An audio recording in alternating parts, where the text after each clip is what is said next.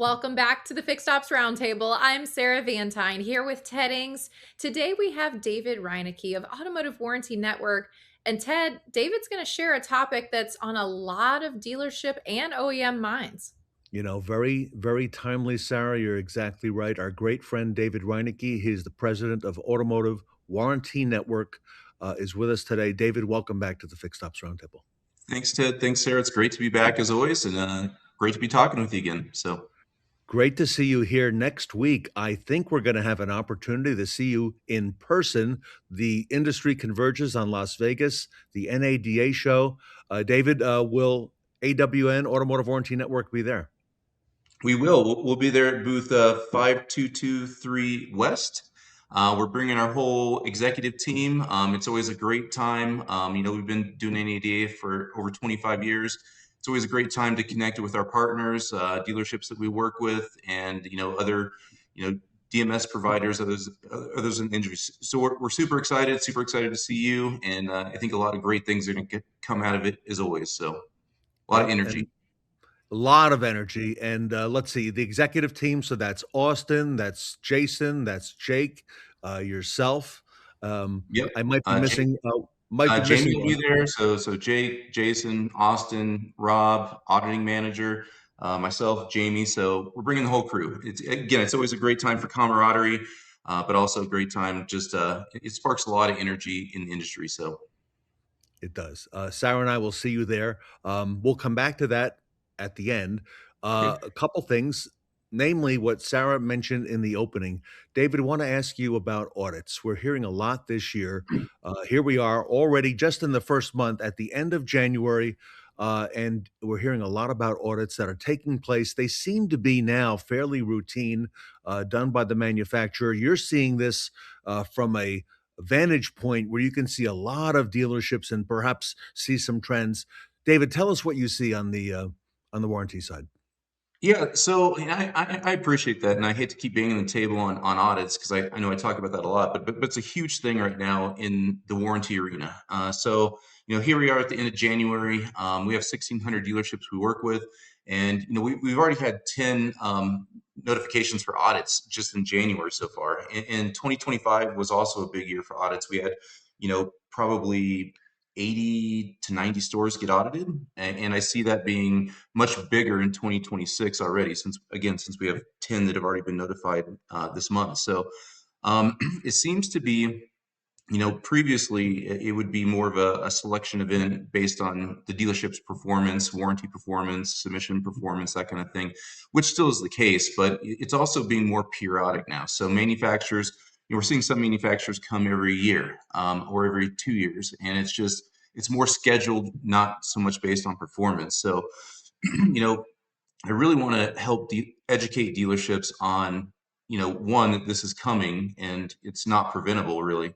And two, what are the things we need to do today to button up our processes and make sure that when the audit does happen, that the result's favorable and it's not something that you're caught off guard with, or that you're blindsided with, or you experience that big 10% loss where you're being charged back, 80, $100,000 or even $30,000 is a lot of money. So we really want to help educate dealerships on, you know, what they need to do today to prepare for these audits. And, there's a lot of things, from our perspective that we can share with dealerships, not just dealerships that are our clients, but dealerships that are not yet our clients. I mean, Okay. certain manufacturer groups, we might have, 70 dealerships with that manufacturer group, or we might have 250 dealerships in the manufacturer group. So if we see that these audits are happening and what the manufacturers are hitting on, whether it's one-time use parts, add-on repairs, diagnostic being performed incorrectly, we can help educate dealerships that you need to look at this now, because this is what Ford or GM or BMW or whichever manufacturer are looking for, and help them button up those processes, because warranty money is what dealerships are entitled to, right? So we want to help them keep the money that they're entitled to and not give that money back. So David, in this conversation, we have some dealers, I'm sure, that are listening today and thinking, okay, so I've lived through this recently a year ago, or maybe they feel like, okay, I think I'm in the clear, but are there other components that you're seeing? I mean, we've been hearing it across the industry as well that audits are picking up. There's a lot of regulation that has been scrutinized, pieces that they're paying, like you mentioned, that auditors are paying closer attention to. And we all know that if an auditor is showing up in the dealership, they're going to go away with something. Uh, Yes, yes, they're gonna so pay for the what? trip at least, so. So what in this kind of circumstance are you seeing other types of events other than the timing that are triggering some of these closer looks? Yeah, certainly. So when a dealership goes through an audit, like you said, they think, okay, I went through it today. I'm in the clear. I've got, a year, 2 years, whatever the case may be. You still have to pay attention to the things that can trigger either another audit sooner or, cause further scrutiny when the next audit comes. So, a lot of manufacturers have like the trend reports that grade a dealership on, submission, first time pay rates, add-on repair frequency, cost per VIN frequency, that kind of thing. So, a lot. What we like to do is when a dealership goes through an audit, is we look at that report, and again, that report varies by manufacturer. So, Sure. but we have a department that's dedicated to looking at those things. It knows those things very well. So, we'll look at that trend report after the audit concludes, or now, or whenever, and we'll help a dealership understand what that is and say, okay, well, you're 14% higher in add-on repairs than other dealerships in your region. So, this is what we need to work on to get this number down, so that, when you do get audited, or maybe that prevents them from coming in and auditing or doing a specialty audit or something like that. So, I definitely would encourage every dealership to look at those warranty reports, now, and see where you're at. And again, if you need help understanding it, whether you're a client or not, you can contact us, and we're happy to help out and look at those trend reports and say, hey, we can help you understand this. It doesn't really take a lot of time for us to, at a high level, dig into that and say, well, your red flags are this, that, or the other. And so yeah, we can. There are things that you can do to look at it and help prevent an audit, or help prevent loss in an audit, right? So, You're going to be at NADA. You've got a great team. Mentioned some of the names earlier. Your team is extremely proficient when it comes to this part of the industry, warranty. David, that's your swim lane. You specialize in that, and it's getting bigger. Warranty is continuing to increase with the complexity of these vehicles. We're seeing more and more focus, and the numbers are bigger now. The average ticket, I mean, these are. This is a huge part of revenue for the dealership, and it's in fixed ops, and you take a lot of that burden of the dealer having to, file the timely submission. You take that off them, okay? And you assume a lot of that with their help. Tell us a little bit about that process, because it's unique. You do it on a big scale. You're the largest that I'm aware of, okay, in the country. Tell us a little bit more about that. yes. So what our company does, obviously, I know we've talked about it before, is we take the process of warranty submission and do it on an outsourced basis. And, we have professionals that are very versed in each manufacturer. So they're not over diversified. Our BMW people know BMW, our Toyota people know Toyota. They keep up with the policies and procedures, the processes, what's going on with that particular brand right now. And it is huge. I mean, it's like you said, the numbers are getting bigger and bigger and bigger. I mean, I did a report for end of the year to see, what some of our biggest claims were through the year. Okay. And I mean, we had single claims, a lot of single claims. I mean, in the several hundreds, that were over $100,000 for just one single repair. So you're talking about your EVs, your engines on the luxury brands. So I mean, you really want to pay attention when you have one repair that's $120,000, or it's 90,000 or 80,000.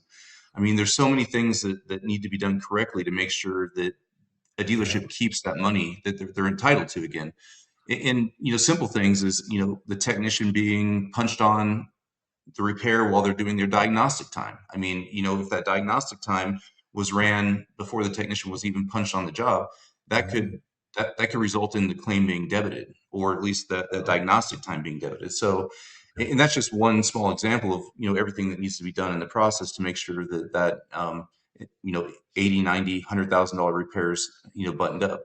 And it's not just the big repairs. I mean, obviously those are really important, and you don't want to lose out on, an $80,000 repair. But I mean, even all your smaller repairs, everything needs to be documented, and all the I's dotted, T's crossed to make sure it's done. And I think the old school mentality of you can just hire a data input person to process warranty. I think that stigma is gone now for the most part. I think dealerships really realize that this is a very skilled position, that it needs to be done correctly. The codes need to be applied correctly. you know all that goes into the data that the manufacturer is collecting to make sure everything's done right. And that's how they grade the dealership. That's how that can lead to other performance matters for the dealership as well. So if they're able to self-authorize certain things, or Hmm.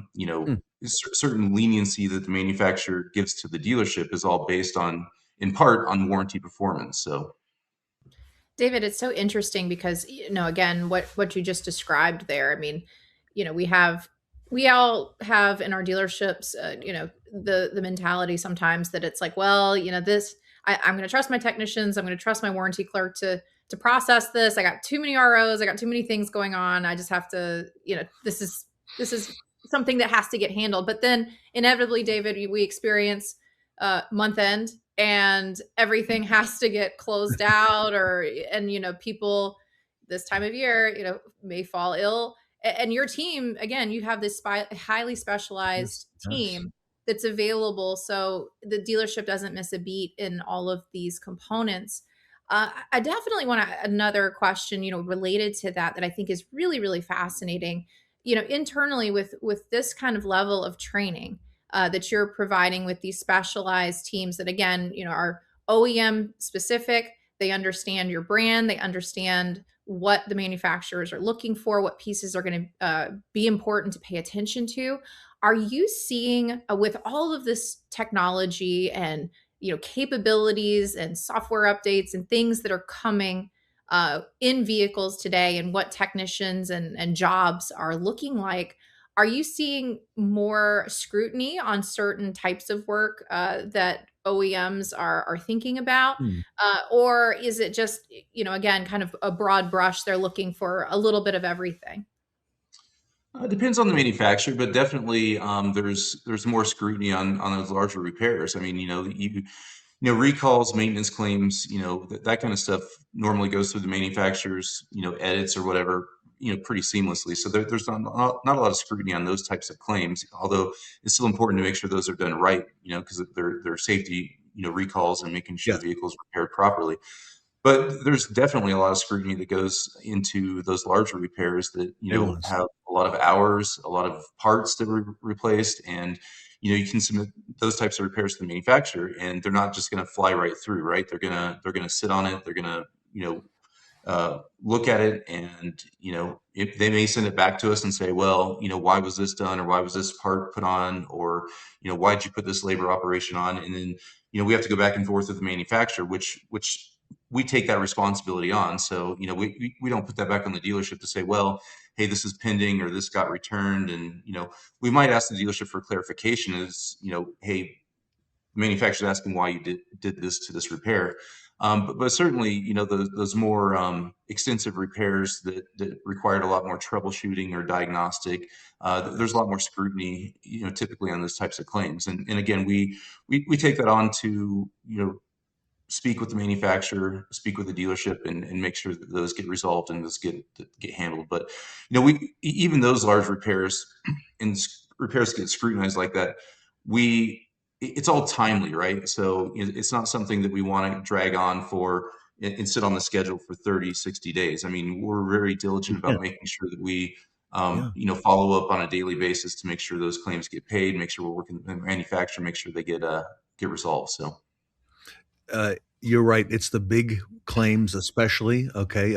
I was surprised with some of the numbers you just gave us, that you could actually have a six-figure submission. And you also mentioned that they could deny part of it. They could say, well, we don't like the way the diagnostic, like you said, the times don't match. They could challenge some of that. But you're right. It's those big ones that are going to stand out. That's probably the low hanging fruit. And I would imagine if the dealer is not compliant on one of those, they're going to look further if Oh some yeah, more behind that. And that could quickly add up, David, yeah. for a dealer watching. Going back to something Sarah mentioned earlier, the trends you're seeing, we do realize you handle a large number of the similar OEMs, okay, whether it's, you know, 5, 10, 15, 50, or more. You're able to see things, um, and you're able to also work and help your dealers. What about dealers who are watching today who, you know, still have the in-house warranty administrator, but maybe want to tap into some of that knowledge because maybe they're thinking down the road, you know, my warranty administrator is going to be retiring in 6 months to a year. Can I reach out to David and maybe tap into some of the knowledge he's got on this particular OEM? Sure, absolutely, and like I said on many of our meets, Ted I'm not sales pitchy at all. So we just want to truly help dealerships. But what we're really trying to develop right now is doing some roundtable discussions with dealerships. So again, like you mentioned, I mean, with a particular brand, we might have 70 of this particular brand. We might have 250 of this particular brand. So we're setting up. If we see, let's just say. We get 20 audits with Ford, let's say, or any brand. We Anybody, want yeah. to take that knowledge of what we learned from the audit because part of what we do for our clients is if they go through an audit, we don't just wash our hands of it and say good luck, let us know how it went. We want to be involved in that audit. We want to talk to the auditor. We want to speak for the work that we've done. But then we also take that information internally and say, okay, well, we see that Ford is really hitting, I say Ford, but any manufacturer is really hitting on this particular issue. So Very, let's get very with all of our dealerships and let them know what the manufacturer's hitting on or what they're looking for in particular right now, and share that knowledge with our 200 other stores that we have in that brand. wow. So what we really want to get to this year is sharing that not just with our AWN clients or Okay. dealerships that are current clients, but other dealerships that might be interested. Like you said, maybe they have an in-house admin, but I'd really like to hear what AWN has to say about this. So we're going to be Yes. inviting dealerships in that are not our clients into these Wow. roundtable discussions and help Wow. share, what we're seeing in that brand. So, if it's, hey, you really need to pay attention to one-time use parts and making sure your technician's following the repair manual properly, right? And that is a big one with all manufacturers, by the way. But we want to invite other dealerships in to say, you should go look into this process, right now and see if your service department's handling this properly, right? So again, that's something that we're really going to be launching at NADA, and first quarter this year is Okay. inviting other dealerships into those groups. So, and again, it's not a sales pitchy way to say, hey, you should become our client. It's just we want to share this with you. Hopefully, you find value in it, and if down the road we can help you out, that's great. So. You're a great, reliable resource for the industry. You mentioned NADA. Let's talk about that a little bit. Sure. As I said earlier, Sarah and I will be out there. We look forward to spending time with you and Excited the to see you team. guys. Yes, we're all going to be in the West Hall together. Great. Nice. AWN, everybody. If you're making your short list now, you want to be sure to visit with Automotive Warranty Network, David Reinicke and his team. Look down below in the scroll, booth 5223W in the West Hall. I think he's got a lot of things that are going to make sure that you visit AWN this year. You're not going to be able to miss AWN. Okay, he's got some great placement. And Sarah and I will be interviewing David as well at the booth and in the West Hall. David, what can some of our audience expect when they come by AWN? What can they expect to see? I know many will have questions, but what have you got going this year that you can share with us today? Yes. So the main thing is we great conversation. I mean, that's really what we want to see. We enjoy connecting with our dealerships, our partners that we're already working with. So if you're our client, come by and see us. We want to say hi. We want to shake your hand. If you have questions on audits, or Mhm. trend reports, manufacturer grading reports, come by and see us. Our auditing and training manager will be there. He'll be able to answer any questions. He lives and breathes this stuff. He's been with us for 20 years, so he loves to talk about audits and metrics and that kind of thing. So come by and see us and talk about that if you like. We are going to have obviously demos of our product, our service, our cars application. Always we have up on a couple screens so we can show you how we can help audit your claims in real time, and the types of data and analytics that we can provide in real time to show you what might be going on in your service department with your technicians, with your advisors, as we're processing claims on a daily basis. So we'll be able to have that. We'll have that there. And then, and we can talk more about this at NEDA, but we do have tech enablement in our company. So we'll be talking a little bit about the tech enablement. I'm not going to mention AI because those buzzwords I'm not, we're really not, doing a lot of that per se, but we do have a lot of tech enablement that we'll be displaying at our booth as well. So, Sarah, exciting times for warranty, Sarah. How about that? It is. And Ted, this is such an important conversation. It's always a pleasure to have David Reinicke and his team at Automotive Warranty Network with us. David, on behalf of the Roundtable, thank you for all you do for the industry, elevating our knowledge and our awareness. And we'll see you in Vegas next week. Yeah, I'll see you next week. Thanks, Ted. Thanks, Sarah. Good seeing you as always. All right. Great to see you. David Reinicke, everybody, president at Automotive Warranty Network, here with us today at the Fixed Ops Roundtable.